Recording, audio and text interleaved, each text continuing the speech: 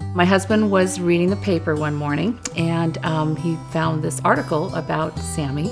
My husband said, "Oh, look at this story," because he knows I get real, I puddle up when I read sad animal stories. And it was a story about how he had been rescued off the streets and brought into PRC. The thrust of the story was how now that he was better, that he had helped to save another dog's life. There had been a puppy that had been found that I think had ingested some rat poisoning and needed a blood transfusion. Dr. Wheaton used Sammy to, give the blood transfusion, and there was a picture of him in there, and it was just really cute. And so I read it, and he said, "Well, yeah, maybe he's up for adoption. Maybe we should go look at him." And I'm like, oh my gosh, I don't know. I mean, we weren't even thinking about getting a dog at that point. I was really sort of nervous about the idea of even getting a pit bull, especially since we had an older dog, a Wheaton Terrier, and we had 2 grandchildren. So I did a lot of research in that time period before we went up to meet him. And I remember when we went in, I was sitting on the floor in like an exam room, and she opened the door and he came bounding in, and oh my gosh, there's this huge gray dog just, like a gray whale coming at me. But all he did was lick my face and sit in my lap. I mean, he literally sat in my lap. And we just sort of fell in love with him. He was just a sweet boy.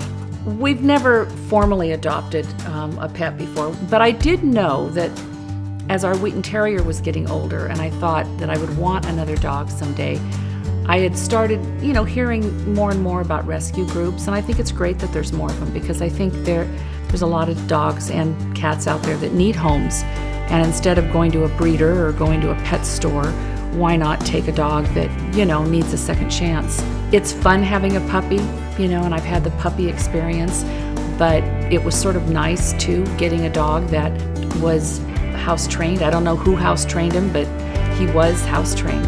My grandkids, I have a 13 and a 9-year-old grandson. They adore him. They love him. They love to walk him. He always wants to be close to you.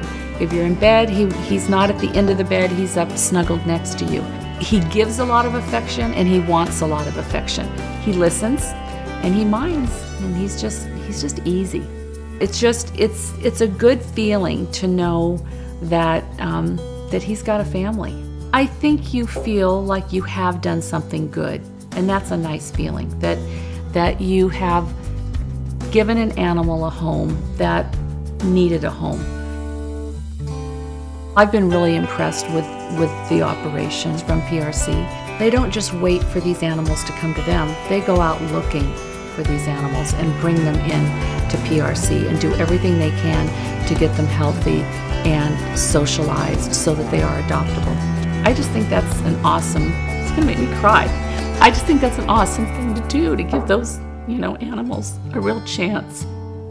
And so I'm just, I'm really grateful that there's people out there like PRC and Dr. Wheaton and Casey. And one of the neatest things that happened was that Casey told me about how Sammy came to them, that he had been found on the streets by Dave Hendrickson. And he sent me some video he had taken of Sammy that night, and you just can't believe the difference. I mean, he was bloody, he was ripped up and torn up, and just the difference between the dog he was then and the dog he is now. You could see the sweetness then and you could see the sweetness now, but the difference in the health and the happiness is just incredible.